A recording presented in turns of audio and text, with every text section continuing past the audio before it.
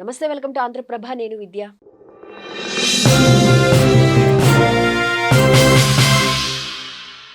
తెలంగాణలో స్థానిక సంస్థలు జరుగుతాయి అనే ప్రచారం జోరుగా సాగుతున్న వేళ తెలంగాణలో బీసీ రిజర్వేషన్ల పరిస్థితి ఏంటి తెలుసుకుందాం. మనతో పాటు ఉన్నారు సామాజిక, ఆర్థిక, రాజకీయ విశ్లేషకులు మధుసూదన్ గారు.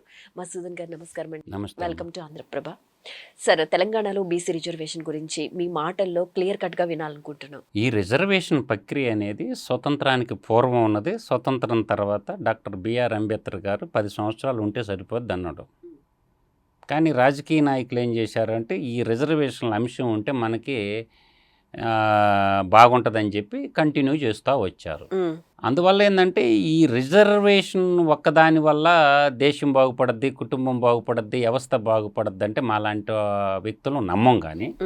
కానీ ఇక్కడ ఏంటంటే వర్గ వైషమ్యాలు ఎక్కువగా ఈ రిజర్వేషన్ ప్రక్రియ రెచ్చగొడుతున్నది. ఈ వర్గ వైషమ్యాలు ఏంటంటే భారతదేశం అనేది నిచ్చెన మెట్ల వ్యవస్థ. ఈ భారతదేశ నిచ్చెన మెట్ల వ్యవస్థలో ఈ వర్గీకరణ అంటే మనుషుల్ని గ్రూపులుగా విభజించడం జరిగిందనమాట.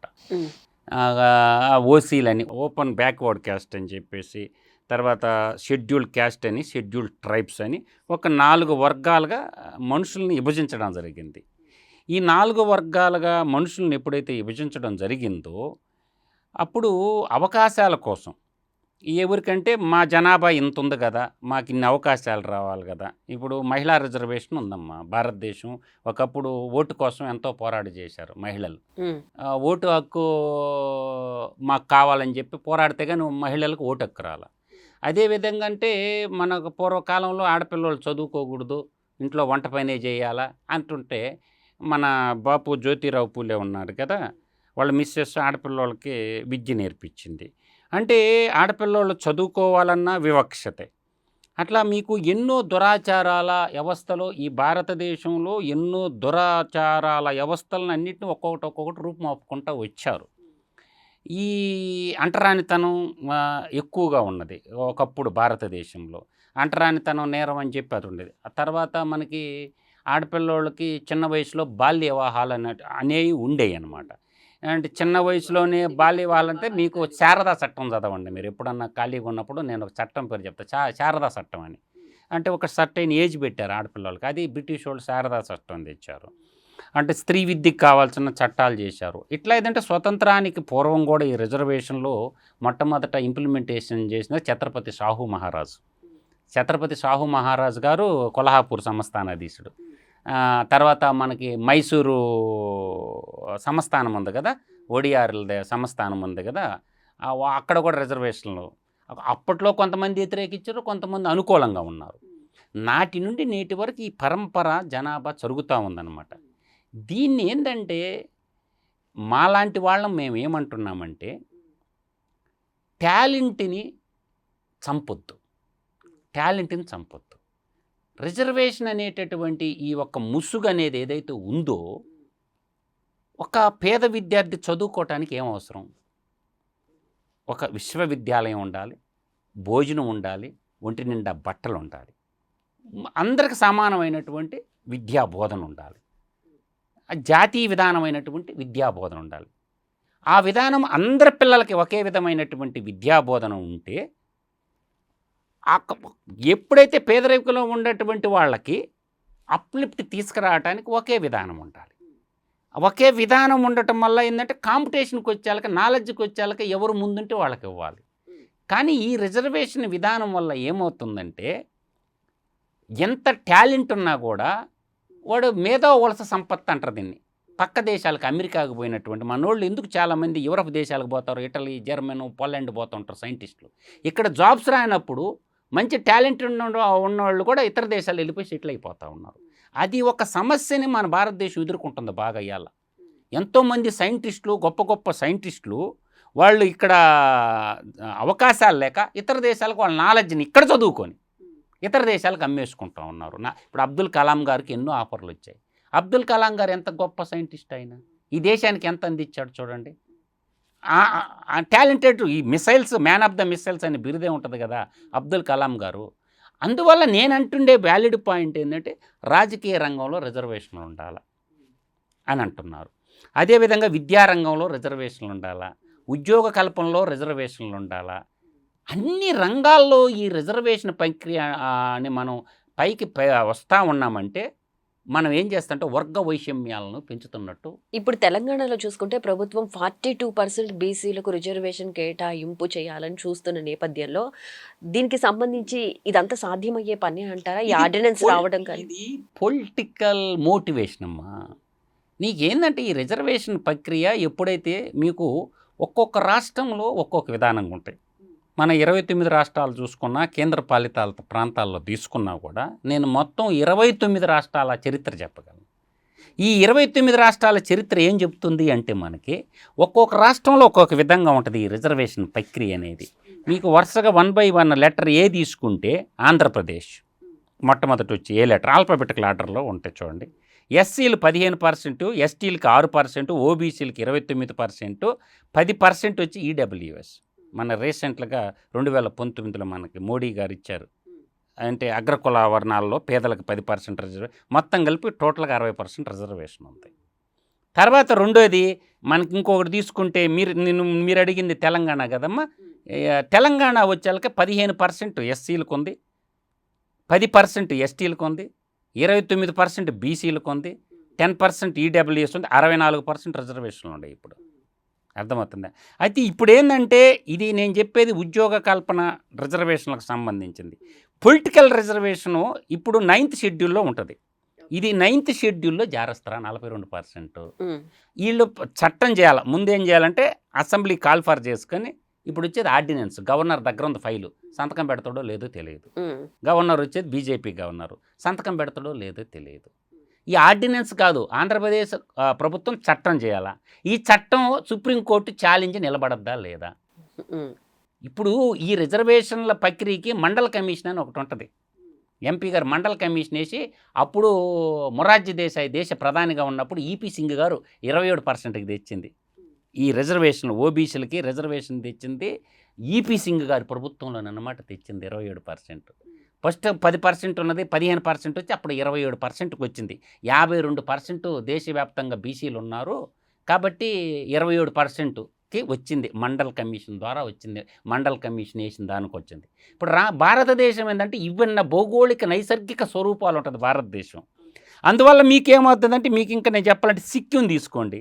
ఎస్సీలకి 7% ఉంటుంది, 18% ఎస్టీలకు ఉంటుంది, 40% బీసీలకు ఉంటుందమ్మా. దాంట్లో 20% ఎంబీసీలకు ఉంటుంది. బీసీలో మళ్ళీ ఎంబీసీ వర్గం ఉంది ఒకటి. 85% రిజర్వేషన్ ఉంది సిక్కిం. ఇంకా ఇంకొక రకంగా తీసుకుంటే ఇప్పుడు ఒడిశా ఉంది.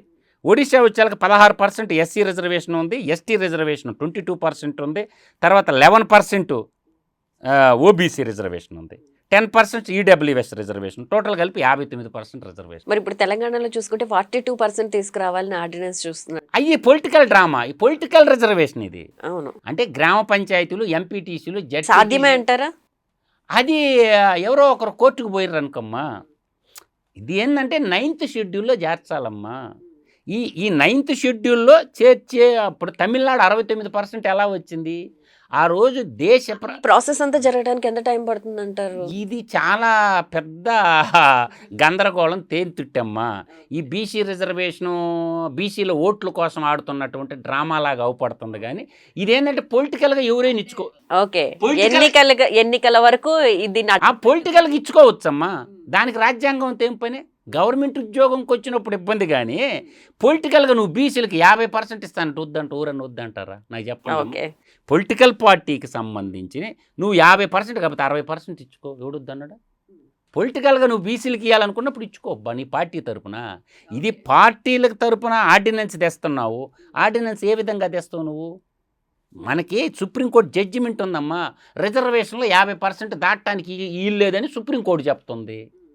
అంటే భారత పార్లమెంటు, గుర్తుపెట్టుకో తల్లి, భారత పార్లమెంటు కూర్చొని 2/3 మళ్ళీ మీరు ఇక్కడ మెజార్టీ, సాధారణ మెజార్టీ పనికిరాదు దీనికి. 2/3 మెజార్టీ రావాలా. లోక్సభలో రాజ్యసభలో ఆమోదం, లోక్సభ రాజ్యసభ రెండు కలిపి ఏమంటారు? భారత పార్లమెంట్ అంటారు. రాష్ట్రపతి సార్ ముద్ర గుద్దియాల. ఈ బిల్లు ఏడగాది పెట్టాల్సిందే. భారత పార్లమెంట్లో బిల్లు పెట్టాలా. భారత పార్లమెంట్లో బిల్లు పెట్టి అర్థమవుతుందా? అక్కడ లోక్సభలో చర్చ జరిగి 2/3 మెజార్టీతో గెలిచి దాని తర్వాత రాజ్యసభకు పోయి రాజ్యసభలో కూడా 2/3 మెజార్టీ వచ్చి దాని తర్వాత రాష్ట్రపతిగా ముద్ర గుద్దితే అది 9th షెడ్యూల్లో పెట్టాల, కాన్స్టిట్యూషన్ అమెండ్మెంట్ చేయాల. నీకు తమిళనాడులో 69% రిజర్వేషన్ వచ్చింది. మీరు తమిళనాడు తెలిస్తే మీకు గుర్తొస్తుందమ్మా. మీకు తమిళనాడు తీసుకునేసరికి ఇక్కడ తమిళనాడులో 18% ఎస్సీలు ఉంటుంది. ఇక్కడ ఎస్టీకి వచ్చేళ్ళకి 1%ఏనమ్మా, 50% ఉంటుంది ఓబీసీ రిజర్వేషన్. ఎంత? 50% ఉంటుంది అన్నమాట. ఎట్ట తెచ్చారు వాళ్ళు? 9th షెడ్యూల్లో పెట్టుకున్నారు తమిళనాడు వాళ్ళు. అప్పుడు ఏంటంటే తమిళనాడు ఎంపీలు లేకుండా కేంద్ర ప్రభుత్వం నిలబడాల. అందువల్ల వాళ్ళకి అవకాశం వచ్చింది 94లో. ఆ అవకాశం రావడం వల్ల వాళ్ళు ఏం చేస్తారు, మాకు ఇది ఇస్తే కానీ మేము మద్దతు తీయము అనేది. తమిళనాడు వాళ్ళు అధికార పక్షం ప్రతిపక్షం రాష్ట్రం కోసం వాళ్ళు ఆ రాష్ట్రంలో తన్నుకున్న ఢిల్లీకి పోయేళ్ళకి అంతా ఏకం అవుతారు. ప్రతిపక్షం లేదు, అధికార పక్షం ఉండదు. తమిళియన్స్కో కట్టుబాటు ఉంటుంది. 39 ఎంపీ సీట్లు ఉంటాయి. పాండిచేరి పుదుచ్చేరి ఒక ఎంపీ సీటు, 40 సీట్లు ఉంటాయి వాళ్ళకి.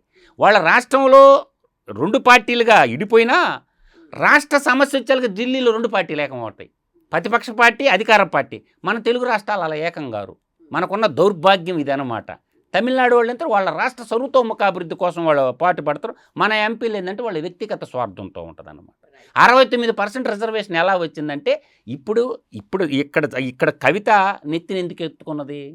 తీన్మార్ మల్లన్న ఎందుకు వాళ్ళిద్దరు కొట్టుకుంటారు?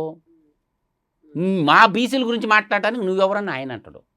తీన్మార్ మల్లన్న మేము తెలియకల్లో మేము మాట్లాడుకుంటాం, మా గురించి నువ్వు మాట్లాడాల్సిన అవసరం లేదు, మీ గురించి నువ్వు మాట్లాడుకో అంతే తప్ప మా జానుకు రాబాకి ఈ మధ్య ఘర్షణ జరుగుతుంది కదా. ఇది అంతా రాజకీయ రిజర్వేషన్ రగడ, రాజకీయ ఓట్ల రగడే తప్ప ఇది ఏమి చేసినా కూడా అల్టిమేట్గా భారత పార్లమెంట్లో చట్టం చేస్తే అందరికీ న్యాయం జరగద్ది. ఎలా జరగద్ది?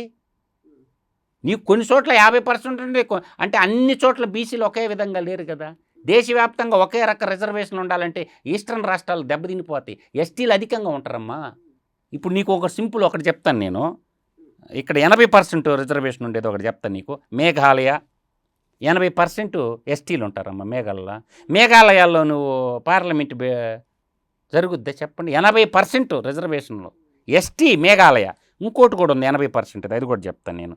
ఎందుకంటే ఇంకొకటి 80% ఉండేది ఏంటంటే ఇట్లా నాగాల్యాండ్ 80%, తర్వాత ఈ నాగాలాండ్ 80% ఉంది, మేఘాలయ 80% ఉంది. ఎస్టీ పాపులేషన్, ట్రైబల్ పాపులేషన్ ఎక్కువ అక్కడ.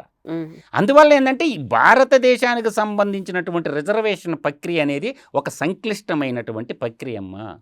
కేంద్ర ప్రభుత్వం చట్టాలు చేసినప్పటికీ కూడా మళ్ళీ రాష్ట్ర ప్రభుత్వాలు చట్టాలు చేయాలి. ఇప్పుడు కేంద్ర ప్రభుత్వం ఈడబ్ల్యూఎస్ చట్టం చేసిందమ్మా, అన్ని రాష్ట్ర ప్రభుత్వాలు కూడా చేయాలి ఆ చట్టాన్ని. అప్పుడు అది కేంద్ర ప్రభుత్వ ఉద్యోగులకు వర్తిస్తుంది, రాష్ట్ర ప్రభుత్వ ఉద్యోగులకు వర్తిస్తుంది. ఈడబ్ల్యూఎస్ చట్టం కొన్ని రాష్ట్ర ప్రభుత్వాలు ఆమోదించాల, వాటిని ఏం చేద్దాం మనం? అందువల్ల ఏంటంటే ఇదంతా పొలిటికల్ డ్రామానే తప్ప ప్రజలు ఓట్లు కొట్టేసేయటానికి బీసీ ఓట్లు అధికంగా ఉంటాయి కాబట్టి ఆ ఓట్లు కొట్టేసేటటువంటి ఆర్డినెన్సే తప్ప చట్టబద్ధమైన ఆర్డినెన్స్ మాత్రం కాదు. రైట్ అండి. Thank you so much.